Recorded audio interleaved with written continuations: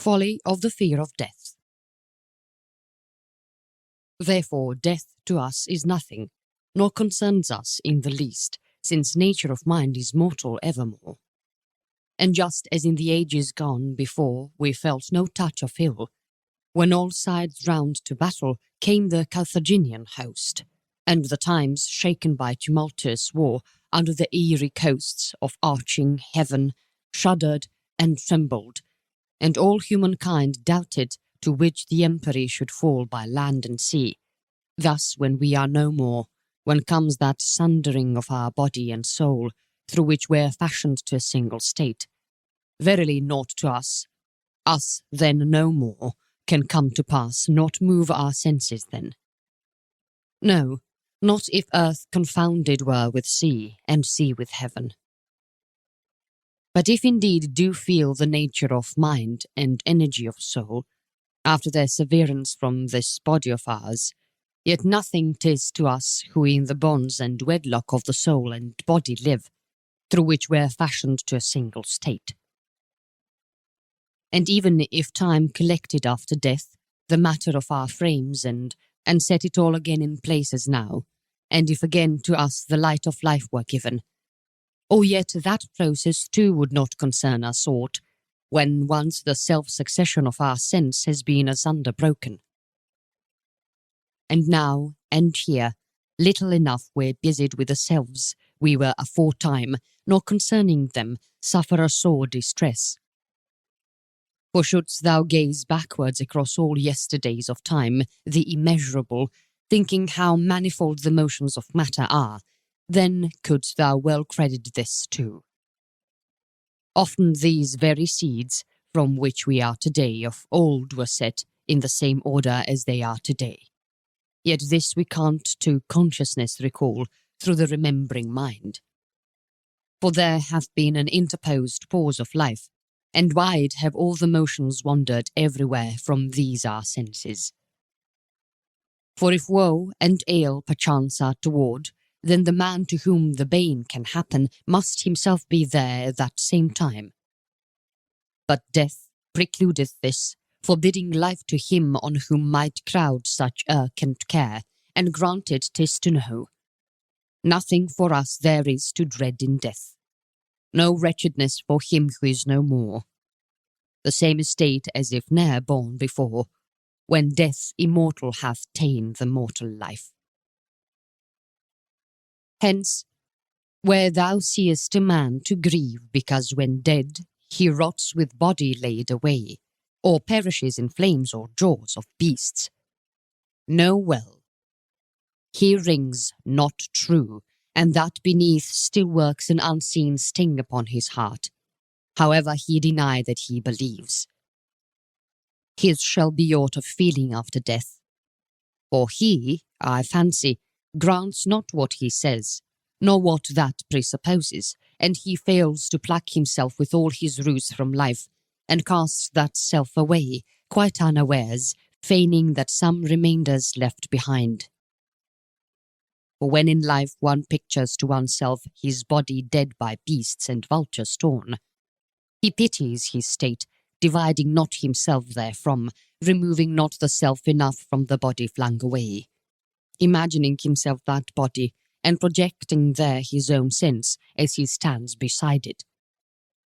Hence he grieves that he is mortal born, nor marks that in true death there is no second self alive and able to sorrow for self destroyed, or stand lamenting that the self lies there mangled or burning. For if it an evil is dead to be jerked about by jaw and fang of the wild brutes, I see not why 'twere not bitter to lie on fires and roast in flames, or suffocate in honey, and, reclined on the smooth oblong of an icy slab, grow stiff and cold, or sink with load of earth down, crushing from above. Thee now no more the joyful house and best of wives shall welcome, nor little sons run up to snatch their kisses and touch with silent happiness thy heart. Thou shalt not speed in undertakings more, nor be the warder of thine own no more. Poor wretch, they say, One hostile hour hath ta'en wretchedly from thee all life's many guerdons. But add not, yet no longer unto thee remains a remnant of desire for them. If this they only well perceived with mind, and followed up with maxims, they would free their state of man from anguish and from fear. Or even as here thou art, a slumber in death, so shalt thou slumber down the rest of time, released from every harrying pang. But we have bewept thee with insatiate woe, standing beside whilst on the awful pyre thou wert made ashes. And no day shall take for us the eternal sorrow from the breast. But ask the mourner what's the bitterness that man should waste in an eternal grief, if after all the things but sleep and rest. For when the soul and frame together are sunk in slumber, no one then demands his self or being. Well, this sleep may be forever, without desire of any selfhood more, for all it matters unto us asleep. Yet not at all do those primordial germs roam round our members at that time, afar from their own motions that produce our senses. Since, when he is startled from his sleep, a man collects his senses. Death is, then, to us much less, if there can be a less than that which is itself a nothing. For there comes hard upon death a scattering more great of the throng of matter, and no man wakes up on whom once falls the icy pause of life. This, too, often from the soul men say, along their couches holding of the cups, with faces shaded by fresh wreaths awry. Brief is this fruit of joy to paltry man, soon departed, and thereafter, no, it may not be recalled. As if, forsooth, it were their prime of evils in great death to parch poor tongues with thirst and arid drought, or chafe for any lack. Once more, if nature should of a sudden send a voice abroad, and her own self inveigh against us so, mortal, what hast thou of such grave concern that thou indulgest in too sickly plaints? Why this bemoaning and beweeping death? For if thy life aforetime and behind to thee was grateful, and not all thy good was heaped as in sieve to flow away and perish unavailingly, why not, even like a banqueteer, depart the halls laden with life? Why not with mind content take now, thou fool, thy unafflicted rest? But if whatever thou enjoyed hath been lavished and lost, and life is now a fence, why seekest more to add, which in its turn will perish foully and fall out in vain? Or why not rather make an end of life, of labour? For all I may devise or find to pleasure thee is nothing. All things are the same forever. Though not yet thy body wrinkles with years, nor yet the frame exhausts outworn, still things abide the same, even if thou goest on to conquer all of time with length of days, yea, if thou never diest. What were our answer, but that nature here urges just suit, and in her words lays down true cause of action? Yet, should one complain riper in years and elder, and lament, poor devil, his death more sorely than is fit, then would she not with greater right on him cry out, inveighing with a voice more shrill, "Off with thy tears, and choke thy whines, buffoon! Thou wrinklest, after thou hast had the sum of the guerdons of life. Yet since thou cravest ever what's not at hand, contemning present good, that life has slipped away unperfected and unavailing unto thee. And now, or ere thou guessed it, death beside thy head stands, and before thou canst be going home sated and laden with the goodly feast. But now yield all that's alien to thine age. Up with good grace, make room for sons, thou must. Justly, I fancy, would she reason thus, justly inveigh and gird, since ever the old outcrowd by the new gives away, and ever the one thing from the others is repaired. Nor no man is consigned to the abyss of Tartarus, the black, for stuff must be, that thus the after generations grow, though these, their life completed, follow thee, and thus like thee are generations all, already fallen, or some time to fall. So one thing from another rises ever, and in free, simple life is given to none, but unto all mere usufruct. Look back. Nothing to us was all fore past eld of time the eternal, ere we had a birth. And nature holds this like a mirror up of time to be when we are dead and gone. And what is there so horrible appears? Now what is there so sad about it all? It's not serener far than any sleep. And verily, those tortures said to be in Acheron, the deep, they all are ours here in this life. No Tantalus, benumbed with baseless terror, as the fables tell, fears the huge boulder hanging in the air. But rather in life an empty dread of gods urges mortality, and each one fears such fall of fortune as may chance to him. Nor eat the vultures into Tityus, prostrate in Acheron, nor can they find, forsooth, throughout eternal ages, aught to pry around for in that mighty breast. However hugely he extend his bulk, who hath for outspread limbs not acres 9, but the whole earth, he shall not able be to bear eternal pain, nor furnish food from his own frame forever. But for us, a Tityus is he whom vultures rend prostrate in love, whom anxious anguish eats, whom troubles of any unappeased desires asunder rip. We have before our eyes, here in this life also, a Sisyphus, in him who seeketh of the populace the rods, the axes fell, and evermore retires a beaten and a gloomy man. For to seek after power, an empty name, nor given at all, and ever in the search to endure a world of toil, oh this it is to shove with shoulder up the hill a stone, which yet comes rolling back from off the top, and headlong makes for levels of the plain.